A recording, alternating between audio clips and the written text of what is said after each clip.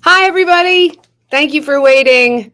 I appreciate it very, very much. Having some problems, just real quick. I updated to the new, I guess it's a patch for Big Sur, the Apple OS. Don't give me any shit, please. Yes, I use an Apple.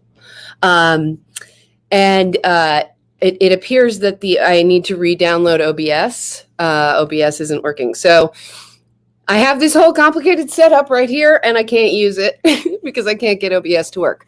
But still, I am here in the basement of a tech god, and here he is, Neil Tevault, everybody. Hi, welcome to my basement, home studio, home theater. Yay! Okay. Playroom. Yeah, playroom. So I hope you guys can hear us. Okay. So for those of you who have been waiting, thank you very much. And we appreciate it very much. We have great tips for you. Hold on. Whoop. I'm going to quickly just scroll through the chat and make sure I haven't missed anything since I'm late. We have, oh my gosh, so many things. Markrell, hi, great to see you. I think actually it was Jedi who was the first one. Jedi Bill in the chat. Aravik Sander, hi. Perfect timing for your lunch break. It was anyway, 20 minutes ago. I hope it still is. Josef Petrick from the future. He's in Slovakia. So let's see. Kronos, hi Kronos. Let's see. I want to say hi to everybody. Captain Trek. Hi, Captain Trek. Everybody. I don't want to spend too much time. Thomas Potts. Hello. Yitze. Hello, Yitze. I'm going to kind of scroll through the chat real quick. CC, how are you?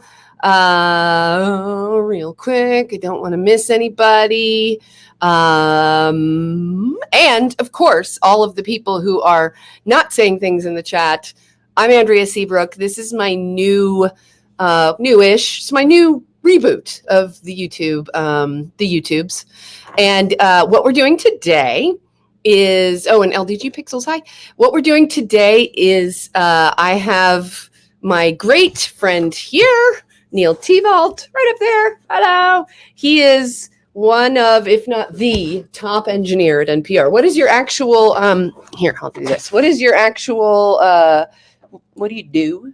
Introduce yourself. So at this point, I am a broadcast and recording technician for NPR, and I've worked on all of the shows and podcasts, and so we're kind of agnostic as far as who we. Not exactly a service desk. We work with the shows to get them to the NPR sound. So we are there are about 20 of us at NPR, and NPR's got about 1,400 employees. So there are 20 of us that hold the secret sauce for the NPR sound and make sure that all of the reporters and producers that come in that's kind of our job to teach them how to create that NPR sound with the equipment that we give them. And then fix the problems when they come in. Secret sauce, everybody. I thought it would be a good thing to grab Neil for a few minutes and give people, do like I call it an AAMA, audio Ask Me Anything. Of course, it's Ask You Anything. I've helped a few people that I know with mic placement and what kind of mic to get. Everybody has all these questions about it, and so I thought I'd bring him on and just make him available to the community. Hi, Bird of Prey. So let me reiterate one thing, and that is that I have this complicated setup here. It's 3 o'clock. But I couldn't get my OBS to work because I updated the operating system that I'm working on. So that is a little sad, but oh well. Let's first take a tour of your studio. Okay. And give us some, I'm going to unplug here. Give us some, with special attention to how you, what kind of mics you have, what kind of software you have, and just show us around, Neil. Okay. So the studio here is not, the the only microphones that I use in here are for our Zoom meetings. And since I have it, I use it. It's kind of one of these things where the cost factor, since it's free, since I own it already, I use a U87 for my Zoom meetings. It's a little ridiculous. What is a U87, Neil? So this is my baby. This is the microphone that we have. We did a double blind test in the 80s for what microphone we wanted to use to get that NPR sound, and we ended on the U87. What brand? It's Neumann. Mm-hmm. And they are built like a tank, and I've owned this one for about 15 years, and the ones at NPR in our booths in our studios could be as, well, we bought them in the 80s, so they could be 40 years old. And how much are these mics? They are expensive. This is not for the faint of heart. This one I bought used for a couple $1,000s. How much are they new? New, about $3,500. $3,500 mic, everybody. I expect you to buy one. But it's not something that I would recommend as needed. Certainly not needed to make. And like today, we're using whatever microphone is built in this laptop, and it's fine. It's the thing I've noticed over the last couple of years. We use a application called Report It to get most of our guests high quality audio on the air, and that uses the microphone in your iPhone, and it sounds surprisingly good. And it's something.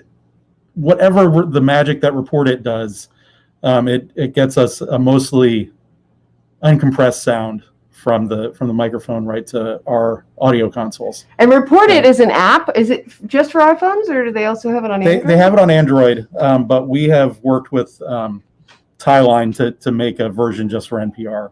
Gotcha. So it's not an app that's.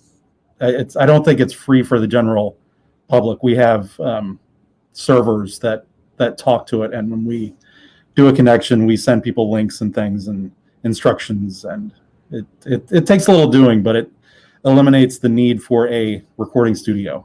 What about if people just use the voice memo? Same. So that's our backup these days. And let's see, it was Wednesday I worked on one of our podcasts because they had done a Zoom meeting for the main conversation, but they had the guest record themselves on a voice memo wearing earbuds. So the microphone that was hanging was what was recorded, and it was my job to de-rustle it and fix it and make it sound. And just right out of the gate, it sounded better than the Zoom recording, but it was annoying to hear it moving about their neck. And of course, let me see. First, you have to meet Chancey, right? Here's Chancey. Hi, Junior. He's a good boy. He's a good boy. Yes, he is. Okay. And I think CC was saying that my camera is messy. Hold on a second. I'll use my mask. Oh, that kind of messy. Okay. There. That should help a little bit. There's also, we don't have great lighting here. Yeah, the lighting is fluorescent and it's harsh. Yeah. So. But back to the studio after the microphone. I've got a setup here. So we are about 20 miles outside of DC, and I can control the studio. One of two studios I can control at the NPR headquarters. And this was designed in April of 2020 to be if I were to control the NPR studios, we consider that one step above playing back an evergreen, which is just pieces that could play at any time that would not actually bring you any news, but just would keep continuity on the air. In other words, if NPR goes dead, like dead air dead, they have a whole bunch of shows that they can just, not shows, but stories, like 5-10 minute stories that they can just play on a dime, and it's not pegged to the news, so that if there's dead air for some technical reason, they can just play that and you wouldn't notice as a listener. So the idea is, if for some reason, and pandemic related, if we had to abandon our building, All the equipment is still working, but we don't want to have any people in our building for whatever reason. And we have a facility in Culver City, California, that could totally take over. But this is kind of, in the meantime, I can take control of the studios and do everything that's needed to run the facility and keep us on the air, providing updated news and information coming to all of our member stations. So that's what all these monitors do. And I'm not connected to a studio right now, because if I were to actually do a live demonstration, I actually have to control the studios. And we're still an hour away from All Things Considered going on the air. And I do not want to mess with anything that would potentially make the consoles in our headquarters building, not work properly. So sorry, no demo, but just trust me that I can. It's very slick, and I can do everything I need to do to run the boards in DC. Let me also say that Neil won't talk himself up here, but he's like the top. He's like the top engineer at NPR. Shh. Mm-hmm. One of the top engineers at NPR, and also several degrees from the Peabody Conservatory. And, he's not like, all of us these days are self-taught, right? There's nothing against that. But this man knows the physics and, everything you need to know. Mm-hmm. So what, do you want to show us anything particular in your setup here? And then we'll get to questions about audio for YouTube. Well, just I can talk to you about our news production system. We created something with another German company. I told you we use Neumann microphones, and we used a company called David to create our NewsFlex, which also we created. It's sort of off the shelf, but it's our editing software is properly called MTE for multi-track editor, and that's it over on the left over there. I don't have a project open at the moment, but so that's kind of sort of in-house production system. It's we tried to model it after Pro Tools as much as we could. For those of you who are actually in Germany and Europe, I think they call it David over there. Yes, they do. David, yeah. And the thing that I use more often, like for things like de-rustling a microphone that's bouncing off someone's neck, I use Izotope Rx, and that has a bunch of modules in it that can do things from denoising and EQ and just anything you would want to do to an audio file can be done in Izotope, and that's what I use more often than not. And I cannot give them enough praise for the work they've done to make it so that I can do my job better and actually make audio that otherwise wouldn't be recoverable and actually sound decent. There was a question from the group chat here from CCTV. Does the golden statue make the sound better? That's actually a Grammy. Emmy. Sorry, it's an Emmy. I'll show it to you. That's Neil's Emmy. I'm serious. This guy is like real. He's like the real deal. Shh. So tell us what you got the Emmy for. So I ran the music studio at NPR from about 2007 until 2016.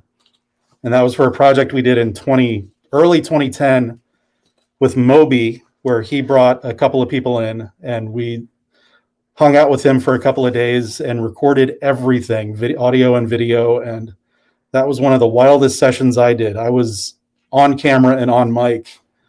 It's called Project Song. And we only did about a half dozen of these. And we would give different artists, what would we give them? An idea, a picture, a word, and have them record it, give them the inspiration to record a song over a couple of days. And so after we produced all of that, somebody thought it was a good idea for us to just submit it for new ideas in news and documentary. That's the category that it's in, but it's a national Emmy. And it was just kind of I wasn't even aware that we had submitted it for an award. I was just told, I just got a text message from Bob Boylan, who's the producer, after we won. He sent me a picture when he was backstage holding the Emmy that is now resides at our tiny desk. Oh. So Bob's desk, it lives there. That's the Emmy that is on his desk and is in every Tiny Desk concert now. Yeah, Neil here has done a lot of the engineering for Tiny Desk concerts. You've done what? You did Dave Matthews Band. What? Give us some of your greatest hits for engineering these guys. Oh gosh. Well, starting in our new building, I got us in to our music studio that has not been used in a long time. In our new building, and the first thing we did there was kind of the craziest, which is the Tedeschi Trucks Band. Yeah. Brought in their whole road show. And oh my God, I did Tedeschi when it was Tedeschi Wood. What was it? Tedeschi. Yeah, same Tedeschi. Martin and Wood. Martin and Wood back on Anthem. I know, back in the old days of NPR, yeah. And I've done, I did, Blinded Me with Science guy, THX guy. What's his name? Not THX. Dolby. Thomas Dolby. I did talk. Yeah, we've worked a lot together. Dolby was fun. And who else have you done? Like big names. Impress us. What? Tony Bennett. Mm-hmm. The one Tiny Desk concert that was not done at the Tiny Desk. We called it the Tony Desk concert. We did it in the studio because he needed his monitors. He needed his guy doing his monitors, and that was a fun thing to set up. And I did Panic at the Disco. You did Panic at the Disco with me? Who else have I done? I don't remember who I've done.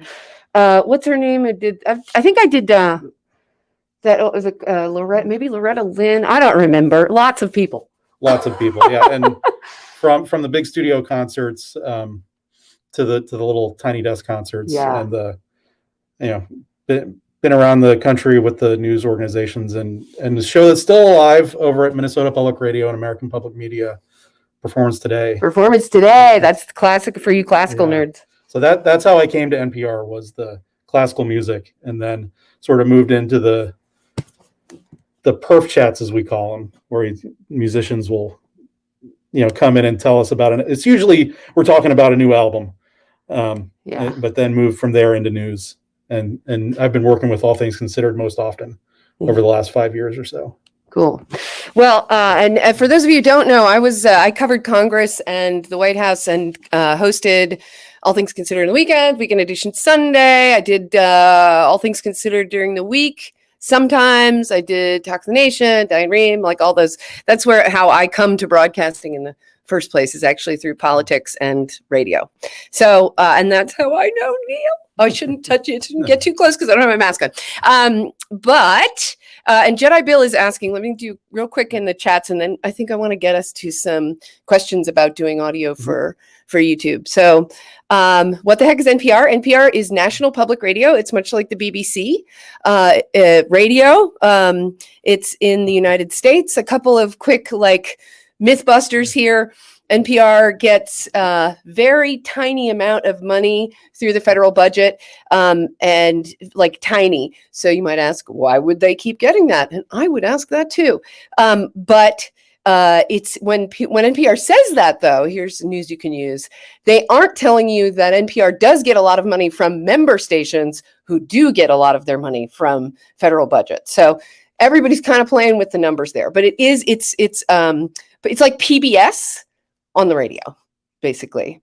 And every time there's a fight in Congress over defunding NPR or PBS, it's like, oh my God, they want to defund Big Bird. And, there is that element, and, et cetera. NPR is not PBS.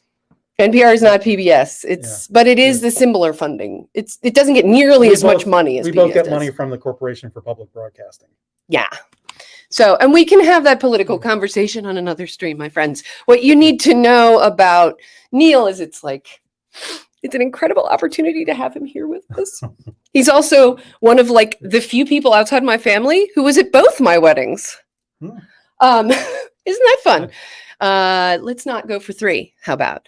Were you going to say something? No. Sorry. Okay. Let's get to some.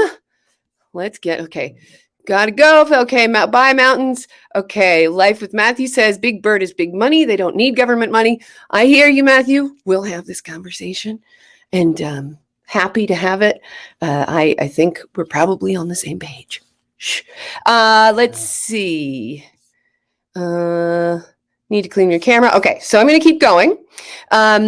So Neil, let's start with like basic advice for my great friends and really for me about how to sound good on a stream like this. Obviously right now, because my OBS wasn't working, I couldn't plug in my outboard devices. And so I'm not getting, like, I'm basically just using the mic in my MacBook Pro laptop here. So what would you say is like the first, if you have like $100 to spend, what would you spend it on?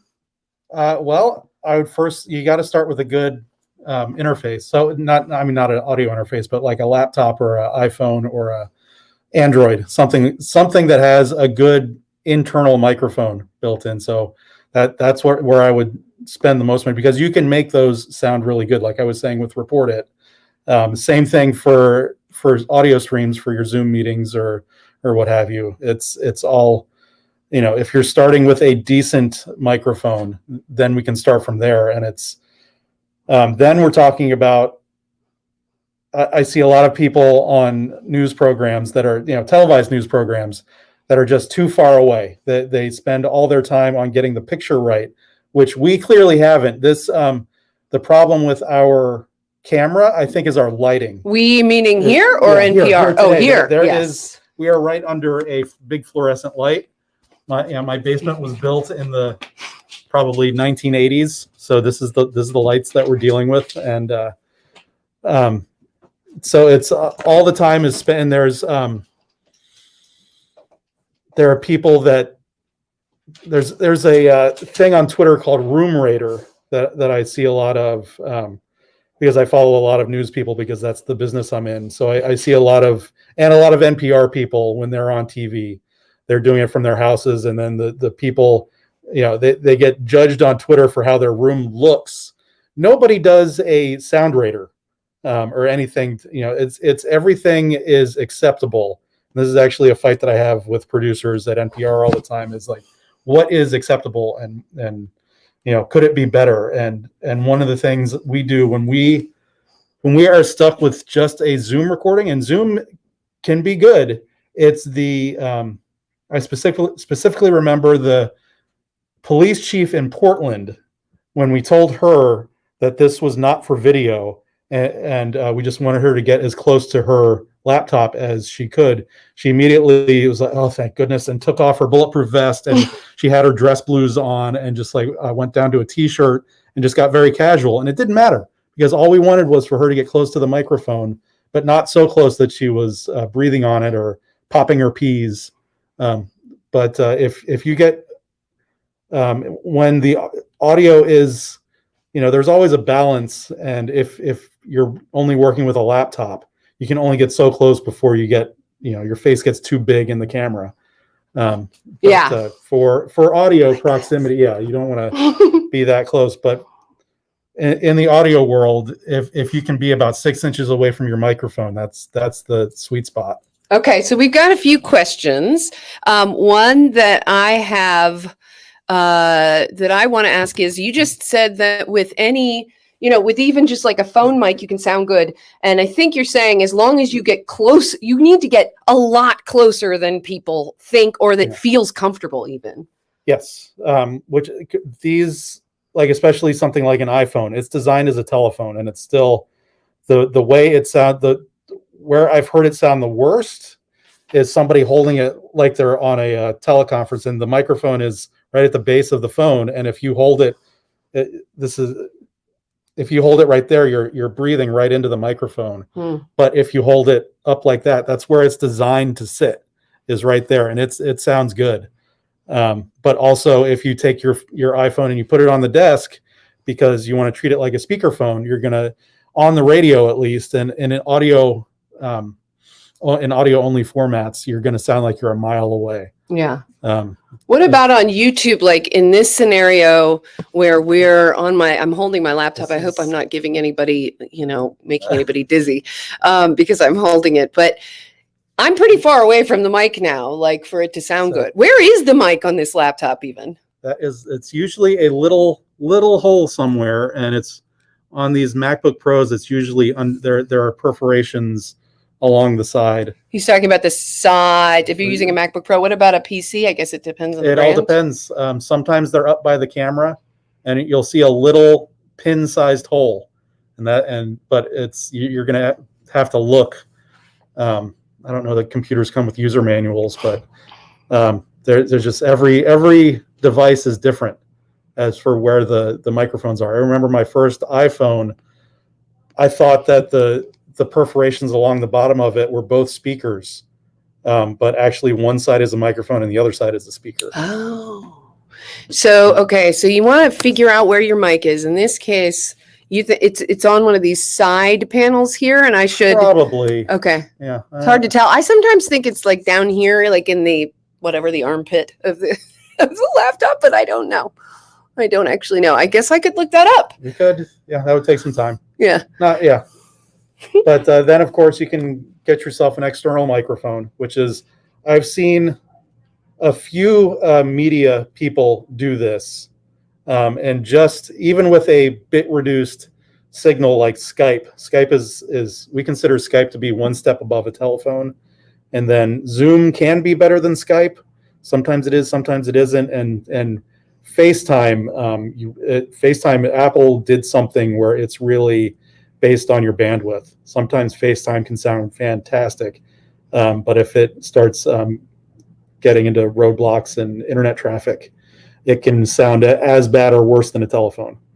And so I think CCDV was asking a question. If we're talking about, outboard mics now, mics that you buy to bring in, let me ask a couple of these questions at once. CC says, Life with Matthew was saying condenser mic, lapel, or shotgun. Those are totally like a condenser mic is a kind of physics around a mic. Yeah. A lapel or a shotgun. Well, shotguns have some physics involved too. We'll talk about all that in a second. But if you were just going to tell people, here's like one kind of mic that you should consider getting, what would you get? It depends on what you're going to be using it for. But if you're doing like YouTube like this, then I like what you just got the other day is a lapel microphone. Can be an Omni, can be a cardioid. The direction that it picks up really doesn't matter. What matters is how close you can get it to your mouth. And lapel mics are usually worn on your lapel. And if you just clip it to a shirt or get it close to you in a spot that's not going to rustle or move around, you have to figure out if you're a mover when you talk. But if you can get it in a spot that's pretty settled and pretty close to your mouth, then you're going to be in good shape. And then a lot of people have these Blue Yeti things that are $130, I think. Yeah. What do you think of those? Those are the USB. Those are condenser microphones, meaning that the capsule in it is powered. So there's electricity running through it, and it makes it louder. It makes it not necessarily louder on the far end, but when you're setting your gain, you don't have to turn up your input as loud, which will make it sound better overall. But that's a microphone that what was it? There's a home improvement channel that I follow, and they were putting pictures up of their setup, and they had one of these Blue Yeti microphones. Mm-hmm. And I just, it was on the desk almost behind their laptop, probably about 4 feet away. And it's just, it's way too far away. And even they also make boom arms that you can clip to your desk to get the mic close. And you want to avoid, like when you say the letters P or T or D, sounds that get air to come out of your mouth. You don't want that air to hit your microphone. So you want it to be off to the side or just in a spot that's still pointed right at your mouth, but is going to survive the plosives. And but it's really called the proximity, how close it is to you. Yeah, that's like the biggest thing that I see with friends of mine is they get a mic and they put it like over here, or they have one of those clamps and they have the mic sort of, a foot away or even 18 inches, or they clamp it where they can still see their screen, but that means that they're never actually close to the mic. What you want to make sure that the mic is conforming to how you sit, and not put the mic somewhere and then hope you'll sit in a way that's good for that mic, because you will always sort of subconsciously go back to, if you're checking the chat all the time or your Discord or whatever, you want to put that mic right in a place where you can do those things and not suddenly be off mic. Or have it in a spot where you, if you're a hand talker, you don't want to talk and then hit a microphone. You want to avoid doing that. So you have to know yourself and know how you talk. And there's always a balance to these things. Yeah. Another thing that I see a lot, I was helping some friends of mine, I don't know if they're there, Vaden and Benny, work on their podcast. And they had a couple of Blue Yeti mics, but they had the gain all the way down because they were so scared of like overdriving the mic. And I can understand that, but you don't want to explain the difference between gain and level. Well, the gain, going into your computer is where you want to set you have your microphone gain, and then if you have another spot on your recorder or laptop, it'll be your input gain. So if you have a microphone like a Yeti or something that has a knob on it for gain, that's the microphone. That's how much the microphone is going to spit out. A lot of microphones don't have any controls, and all you have is your input gain. But you want to have it as loud as you can have it without clipping, and that there's a little bit of art there with knowing where that spot is and being able to hear when, usually you'll have some lights or something, and that's the, where green is good signal, yellow means you're getting close to clipping, and red is clipping. And so we want you to almost never see the red, but it's okay to see it every once in a while. So but you want to have it loud. And then the level is the level of that channel compared with everything else. So if you've got something that you're playing back, audio clips or video clips or whatever that is going to have audio embedded in it, your level is the level of that microphone compared to everything else, and that's done with a mixer. Right. So you want to actually turn your gain up. Most of the people that I've talked to, they're so scared of clipping that they turn the gain way down, but you want that mic to be picking up as much as is possible without distorting. And it's like Neil was saying, it's okay for it occasionally to peak in the red. You don't want to be so conservative with it that you turn it so far down that then when you raise your level somewhere else, you're raising all the line noise. The noise floor.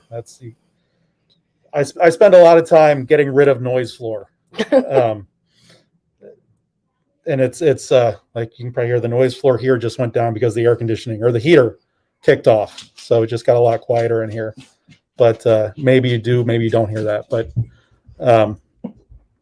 with a microphone has noise inherent in it, and a dynamic microphone is going to be a lot quieter because a dynamic microphone does not have any electricity going to the capsule. So it's not powered, and the signal it spits out is going to be a lot weaker than a condenser microphone, which does have electricity, and so it's got a little bit of oomph at the capsule, and so the level it spits out is going to be a little hotter, and that means line noise. That means the hotter signal is further away from the line noise, and when you turn up that gain, if you're closer to the line noise, you're bringing up the line noise. So in other words, turn up the gain. Don't overdrive your mic. Don't not until it you don't want it to distort, but turn it up as far as you can without distorting, and then turn your input level farther down if you have to do that. You want the gain to be higher and the input level to be lower. And let's see. The thing about the lavalier mics, the little capsules that you wear, they're great because placement matters so much. Now, there are much better mics like the Neumann, and lots of you use these Blue Yetis. I have an AT 2020, I think, an Audio-Technica voice mic, like the broadcaster mic that kind of hangs down. Those are great. Those are better, usually, almost always, than a lav, but only if you get the placement right. Yeah, there's what is it? The loudness where the log it's logarithmic, but it's the closer you get to something, the louder it gets. So if you're 3 feet away, it's going to have a certain loudness, but then if you get 1.5 feet away, then it's twice as loud.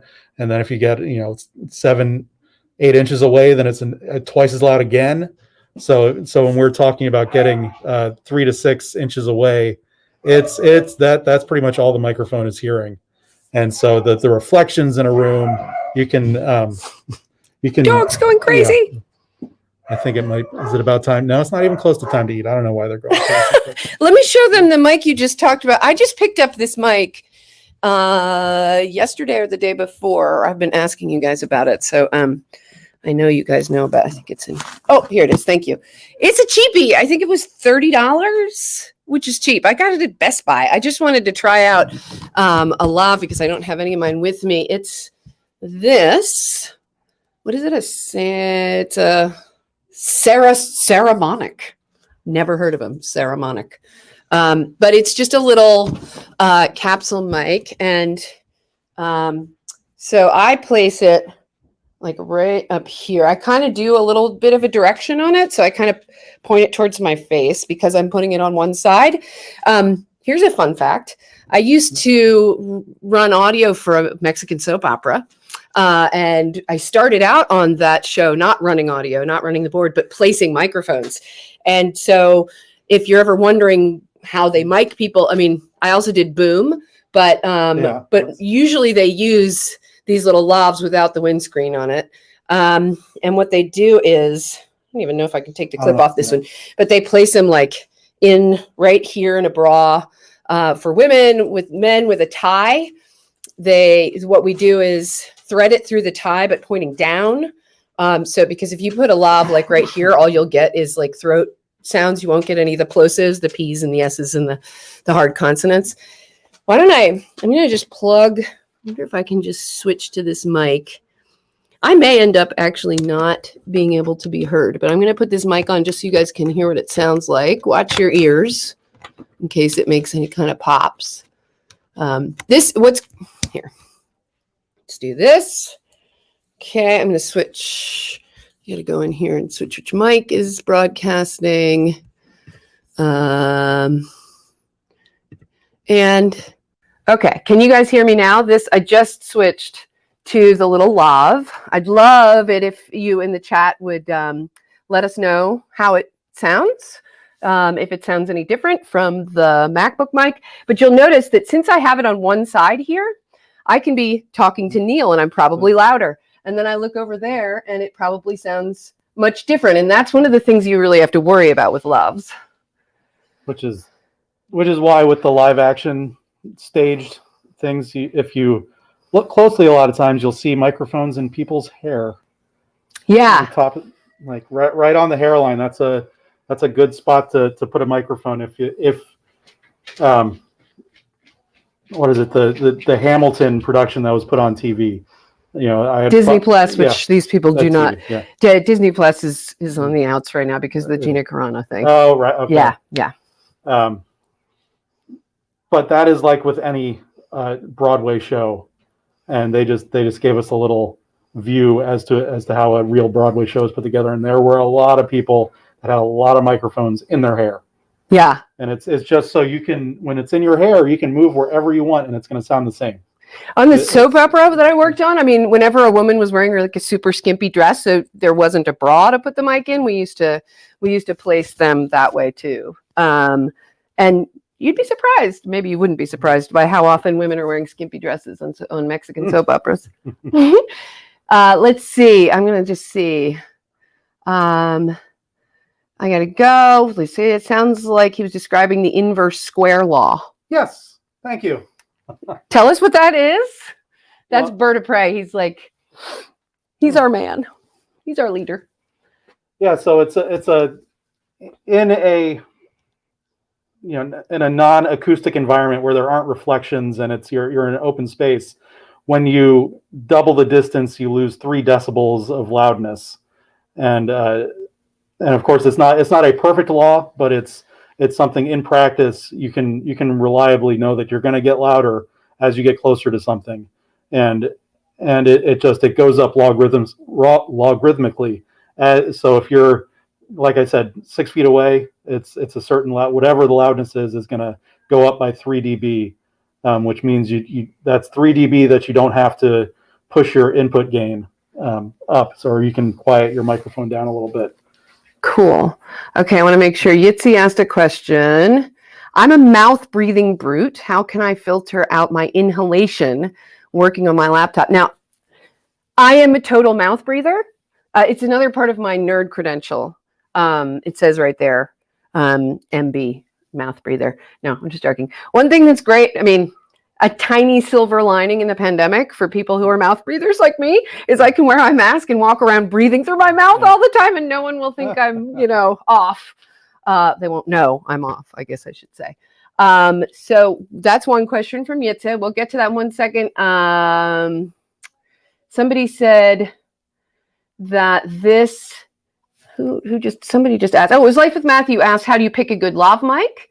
He says he has ones that sounds acceptable, but I've heard much better. Thomas Potts says this mic sounds good. Yitzhak said it sounds a wee bit more muffled. That's probably true. Live with Matthew also said that it's cool that we won't judge anyone for liking Disney Plus. Yes, this is about audio, not politics here.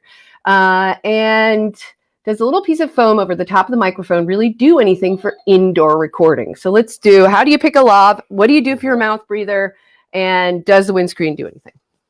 So for a live stream like this one, there's not a lot you can do about mouth breathing if you're not running your audio through a console to begin with. Because when I think something like reduction of breath sounds or breathing, that's gating. You need something that automatically, when your signal gets below a certain level, it'll dump it, and that's a gate, and that's processing. That's and so Zoom actually has a pretty good automatic gate. It's meant to reduce the signal when there's audio coming out of your speakers, but it also has the unintended consequence of reducing breath sounds. But the gates have a lot of parameters that you can adjust so that maybe it's only lowering your signal by a few dB when you're breathing and bring it back up to a normal level when you start talking again. And a lot of that takes a lot of trial and error, and you've got to actually have software that has a gate, a gate that you can program. Okay. And how do you pick a good lav? Well, there are. It's for me. It's so NPR does have some video folks that come in. That's where we get most of our lavs from, and the ones that I've worked with are just kind of given to me. The ones that we actually went out and bought. So we have so Electrosonics is the wireless transmitter, but they also make the microphones, and so we've gotten some Electrosonics lavaliers that have come with the transmitter that are okay, but they're so the difference here is between cardioid and omni, and a cardioid you can pop pretty easily. So we tend to steer ourselves towards omnis and try and get as close as we can, because an omni is going to be a lot harder to pop when you breathe on it. And a good one versus a bad one is just, for me, it's trial and error, because you can buy a decent $30 condenser lavalier microphone, and it can do a decent job. And like I said, the microphones that are just built in on your smartphones and laptops are usually pretty good and have been designed to be they have whole departments that are just thinking about, okay, what do I need to do to this signal to make it sound good? It doesn't surprise me that this lavalier is a little fuzzier than the internal laptop mic that's on this brand, this MacBook Pro. Yeah. And Bird was asking, does the windscreen, the little foamy thing that you talked about, this here, the little foamy thing is a windscreen. Does it do anything when you're not outside? when you're not outside, you're just protecting yourself from the wind that's coming out of your mouth. So it's still wind protection. And yes, I would much rather have that on. But I think when I think about this one, I'm thinking about the fuzzy microphone zeppelins that go around like you see, like I see it a lot in Congress, in the Oval Office, where people use the big fuzz. You call it a kitty cat, dead cat. People call them all kinds of things. They're like, they're a heavy duty windscreen that has long fake fur on it. And that is to protect your microphones from outdoor wind. And when you come inside, you don't need it. If you're in a controlled environment, you can get rid of the fuzz, unless I think a lot of people just leave it on there because it's one less thing to deal with. And the good ones are acoustically transparent, so you're not supposed to be able to hear it whether it's on or off. So it's just, it's extra added weight that's, if you're booming a guest from 6 feet away or more, then you're going to want your microphone to be as light as possible. So maybe if you're indoors, you get rid of it just to make it lighter for yourself. Yeah, boom. Oh my God, get a graphite pole. Okay, I'm going to show you real quick my favorite mic in the universe.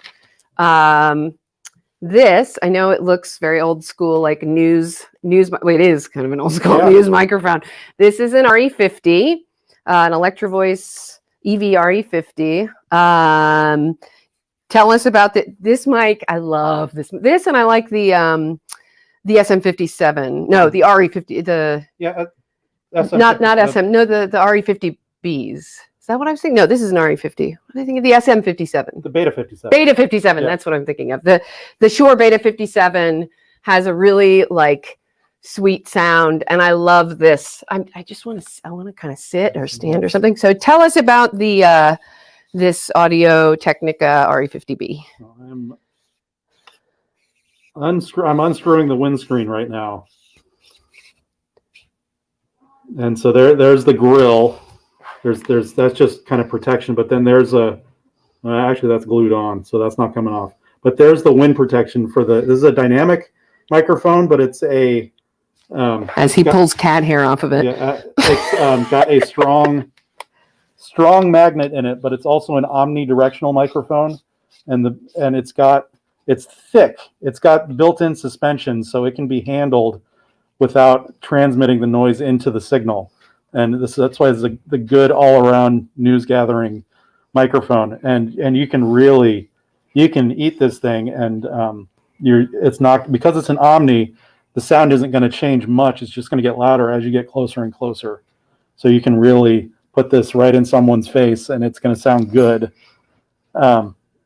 Again, the trick is get the mic closer than you feel comfortable. Put the mic as close as you feel comfortable, and then put it a bunch past that. That's the best way to get good sound. Trying to think, even for yourself. Hold on a second. I can show you some VST plugins for OBS that will help with the mouth breathing. Good. Thank you, Life with Matthew. Get in touch with Yitzhak. Yeah, that's another thing. I want to make sure that we talk a little bit about processing, like basic processing, signal processing that we can do. I don't know if you know much about, other than Izotope. Izotope, I imagine, is expensive because it's real gear. But there are lots of freeware and other kinds of signal processing programs that you can run, whether you use, I think you can do with Audition, you can do with Well, this is the VST is kind of it's a format where you can get a lot of low cost plugins that do a pretty darn good job. I am not familiar with most of them. It's just not, I know what they are, but I can't speak about. But you could tell us how to boost things, because I want to make sure. Okay, let's do this. Is he familiar with NVIDIA RTX voice noise reduction? Is there anything better or similar available to people without NVIDIA cards?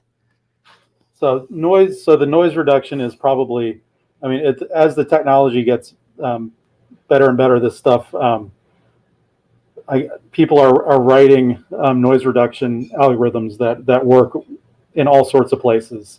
The one I'm familiar with is the Izotope, which I think they got their technology from a company called Cedar, and that was they were doing noise reduction back in the 90s, but it's all geared towards the same thing of looking for whatever the signal might be at rest and knocking that signal down and just bringing out the voice, bringing out what it thinks is what the user wants to hear. And people have gotten better at figuring out what people want to hear. And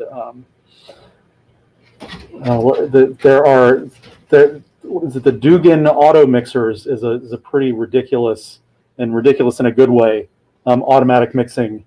I mean, the guy. Is it software? Yeah, it's software that you integrate into your console. We have a couple of Yamaha O1V boards that have Dugan inputs, and it takes about, gosh, I think it was like 16, and it looks for whatever channel is generating signal, and it kind of promotes that and reduces everything else. And it has some smarts in it, which is what all these noise reduction algorithms have, the smarts to figure out what you want to hear and what you don't. And the harder the ones that aren't as good, it'll start to sound underwater or start to sound fishy or swimmy is not technical terms, but it's kind of what it starts to sound like. Peanuts teacher. Over processed, yeah. Mm-hmm. Yeah. Can I ask? Okay, I don't want to keep people too long because I know, in fact, Neil has a life too. But lots of people want that like Joe Rogan sound. I like that Joe Rogan sound for these things. It's like super close mic'd, no pee popping, but rich. A lot of low end. I mean, you don't want so much low end that you're booming, but like enough bass so that there's like some serious gravitas to the sound. If you are using a mic, what sort of complementary things do you need, and how would you EQ that regardless of the kind of EQ you're using? Okay, so we were talking about the NPR sound at the beginning, and that is the opposite of the NPR sound. And really what it is that's the natural way a cardioid microphone sounds. As you like I said with the RE50, I said you can eat it, which means that you can get it right up on your mouth. And with a cardioid, when you get it right up on your mouth, the low end is the presence of the low end just goes up and up and up. And there's actually on the U87, there's actually a filter that knocks that down. And one of the things that I do with every voice on NPR is I low cut filter. I put a low cut filter on everything, just so we're not getting that Joe Rogan sound. And it's not anything against the Joe Rogan sound. It's just not our sound. Right. It's more like what's his name? I can't believe I can't remember. Howard Stern. It's like the Howard. Yeah. It's like the deep boomy. And then once you get that mic signal with the emphasized low end, then you compress it. You make it so there's almost no dynamic range, and that also, it travels across the FM frequent. When it comes out of your FM radio, it is something that'll grab your attention, and the commercial broadcasters, like to grab attention. So it's a thing that people have done over the years to kind of make things come across better on FM, and it's something not that we don't want to come across. We know that our member stations do a little bit of that, and so we give them a raw, unprocessed type sound. Okay. Even if that means we process it a little bit to make it sound unprocessed. Yeah. Okay. The question about EQing and using digital mixers, and if you don't have outboard equipment, I often use Soundflower. Soundflower is just a way to route sound through your computer. Kind of like Bonjour. It's just it's an in-out thing, and I'm not sure Soundflower even makes Soundflower anymore, but they make another product which is it's sort of like, you remember it's that thing called, not Mark of the Unicorn, but the not Maki. What? Max. You remember Max? Max Audio? Yeah. Yeah, with 2 X's? Yes. Yeah. Max, it was one of the first ways that you could control ins and outs. It's kind of... Still, we still use it. You still use Max? Okay, great. I know it's like 40 years old, 30 years old. It's we bypass most of it, but it's actually maybe they're just putting their name on it. Because I see a lot of product placement with people saying that there's Neumann this and Sennheiser that. Right. It's like THX or Dolby. It just becomes like a brand. Yeah. But the Windows computers that NPR buys all have Max Audio plugins, as the main output. That's where I know Max. Okay. It was one of the first user interfaces where you could pick. You have a picture, like a graphical interface on the screen. You could pick like ins and outs, and you could set the paths for your audio. You can do that now with Soundflower and with another product that they use. I can't remember what it's called right now, but I'll look it up. But if somebody's doing that, if somebody decides they want to do some signal processing live or to tape a recording, how would you tell them to EQ it for different kinds? So if you want the NPR sound, it sounds like you cut the low end. For me, I want to make it sound conversational, meaning that if I'm listening to it come out of a speaker or come through my headphones, it sounds unprocessed. That's so. Like I said, even if that means I'm cutting off a lot of low end, it's my starting point is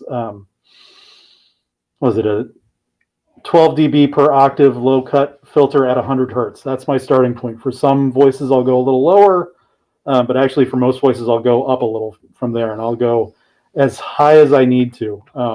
If somebody's having problems with breathing on their microphone, popping their P's, I've gone up to and this is something that we'll talk about it amongst ourselves. The technicians at NPR, like, can you believe I had to go up to 250 hertz on a voice? It's a balance of getting rid of those popped P's versus bringing body to the voice. Body. Yeah. Body. Sorry, I was gonna say, here's another pro tip from working in the field and stuff like that.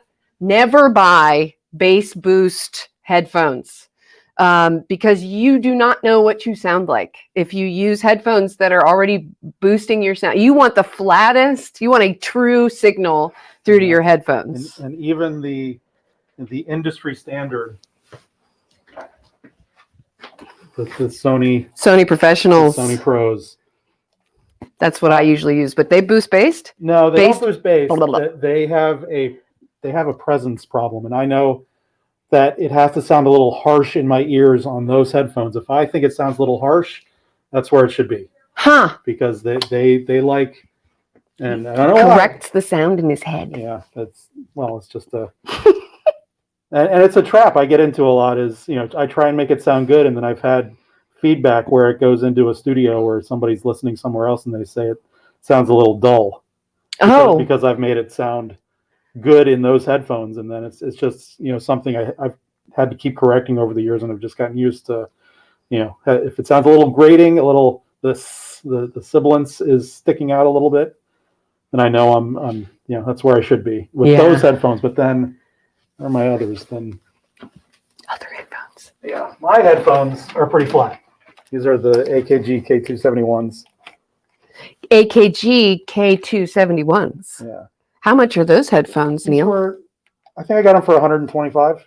Okay. So they're in the same range as the the Sony Professionals. I think are like 99.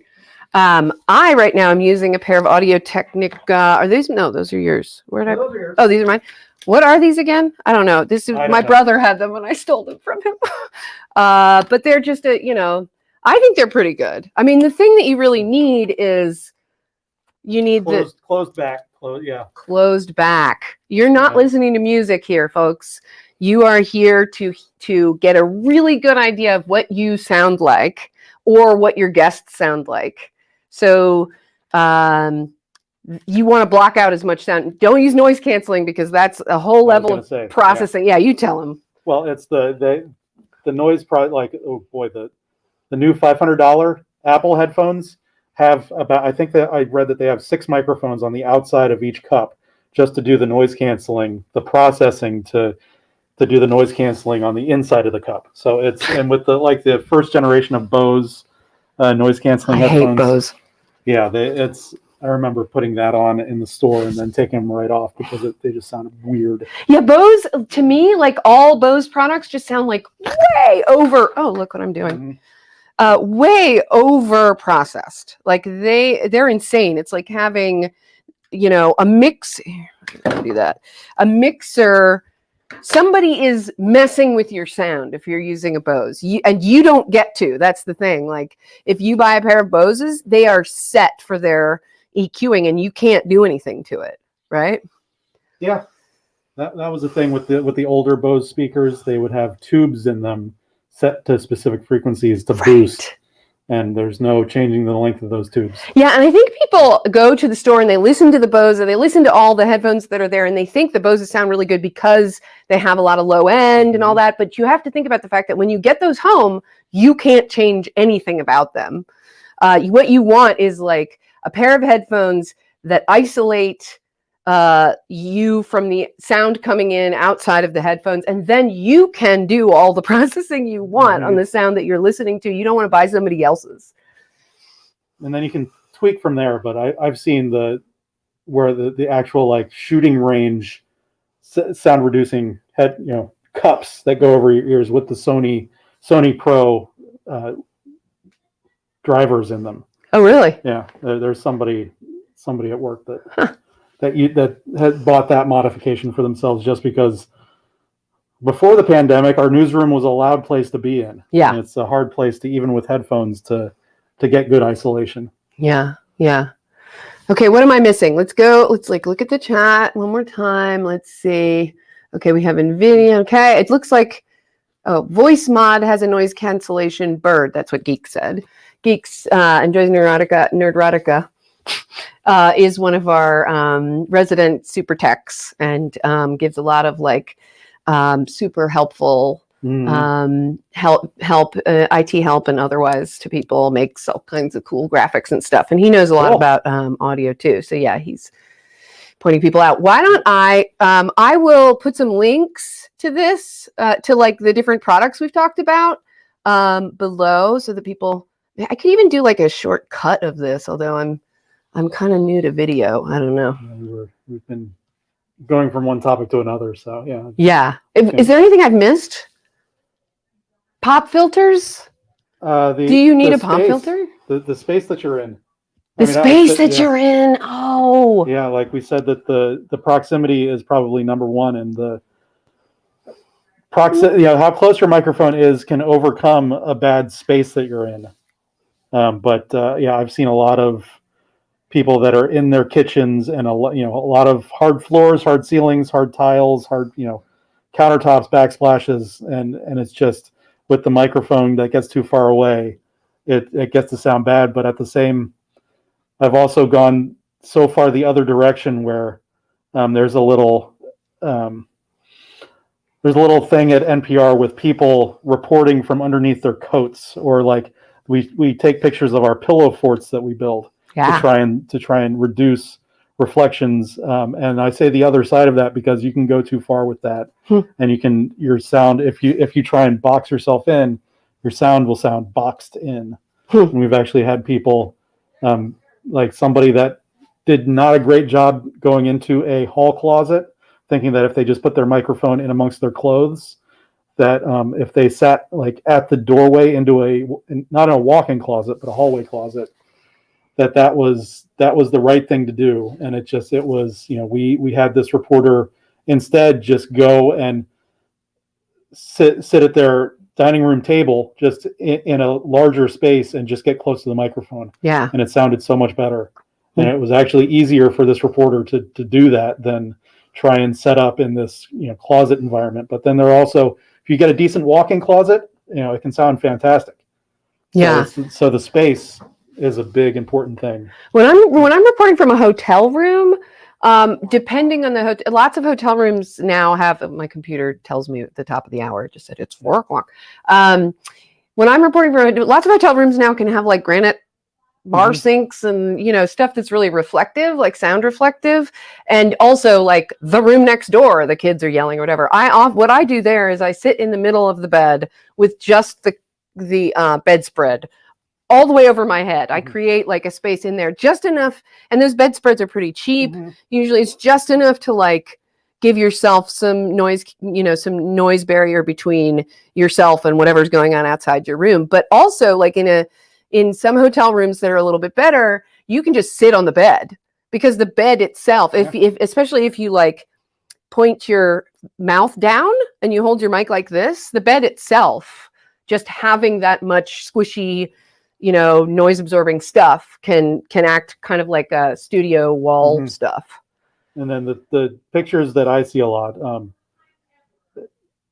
it's just you find every pillow you can, and put it on the desk behind you, but give yourself enough room to work. But you know, build yourself a nice pillow fort behind, but you don't necessarily want to go over your head and, you know, box yourself in. But yeah, definitely some sound absorption is a good thing.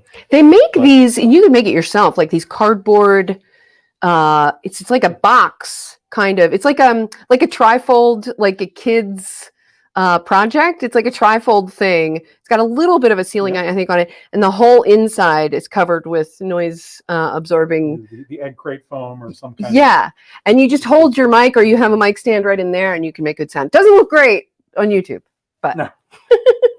And then that's the balance. Is, you know, your space is the space. Yeah. And if you're doing video, you've kind of got to do what your picture allows you to do. Yeah. Right. And, you know, it's like with something like a Saturday Night Live, a live skit comedy show. A lot of times when they pan out, you'll see the very tip of the boom microphone before they have a chance to yank it out of the shot.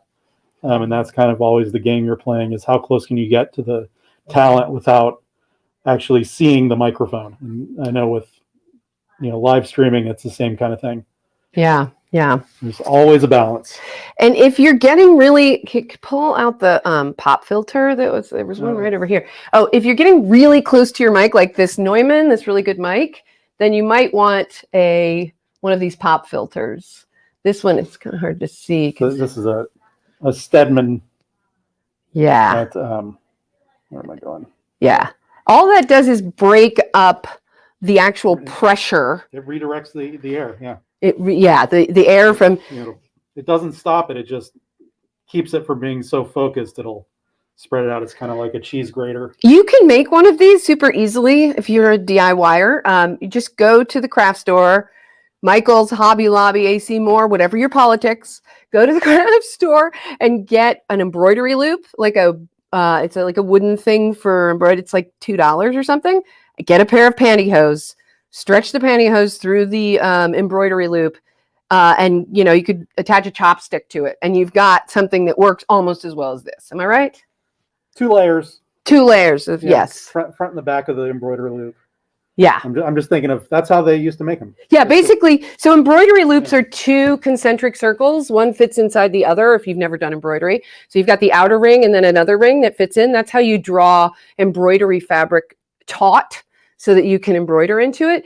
You take the inner loop, stuff it inside a pair of pantyhose so that it's on both sides of the inner loop, then put the outer loop on, and it holds it in place. It works as well as the $30, $50 things that you can buy at the store. Pandemic.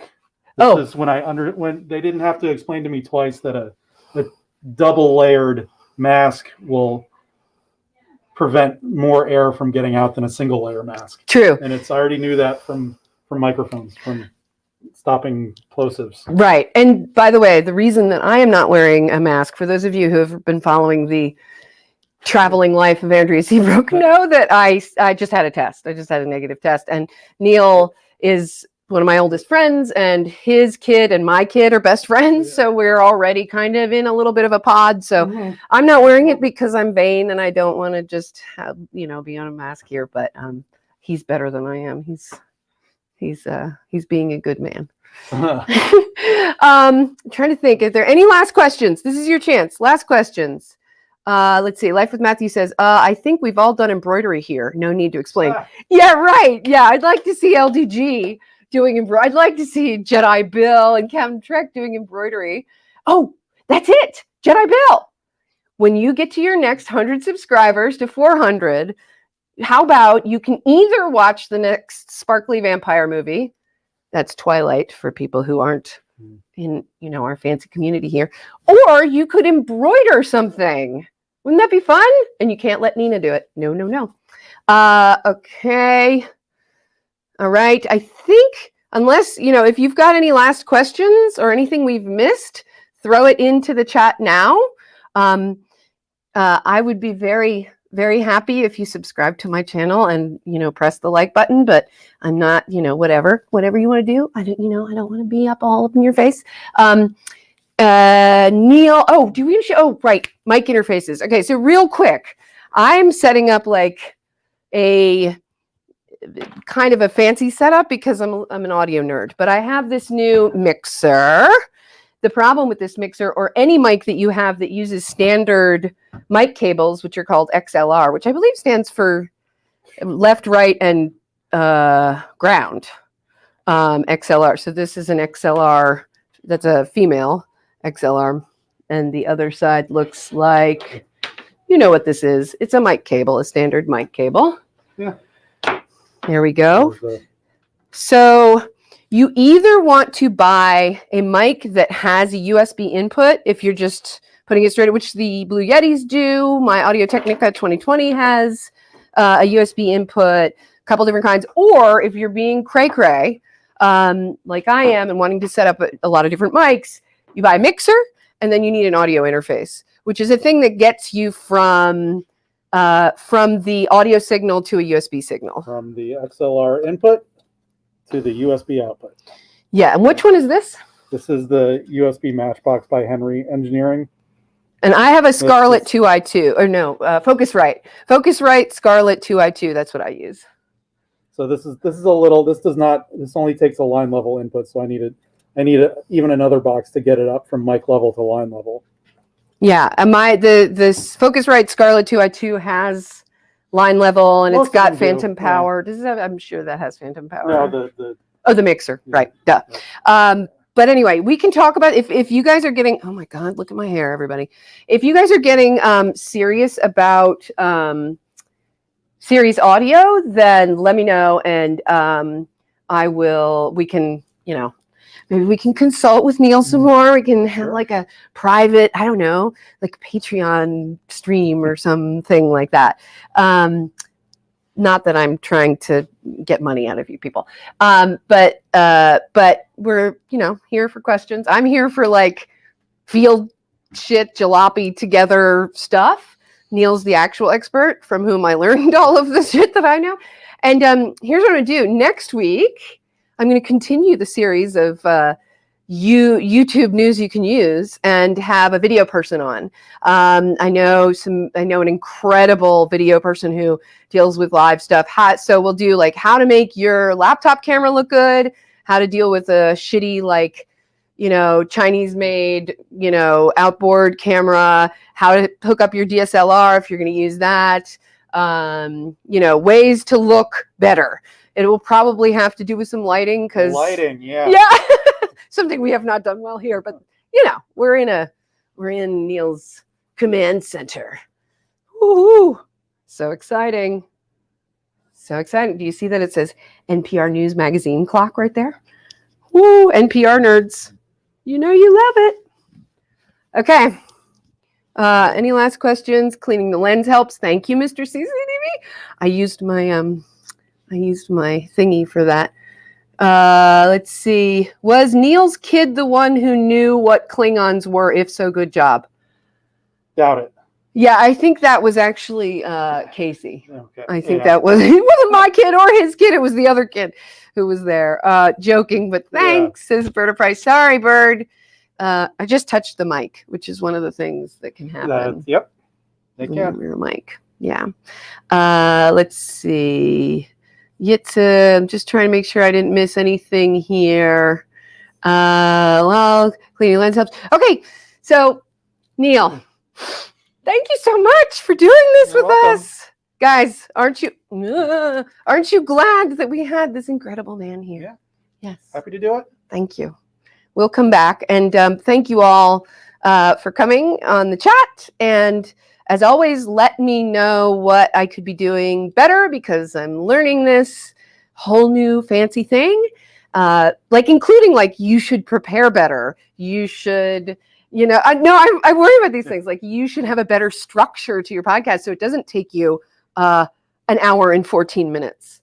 I don't know. You guys tell me. But thank you all for coming. Last anything? No. Bye, guys. Thanks. Bye. Good to see you all. Bye-bye.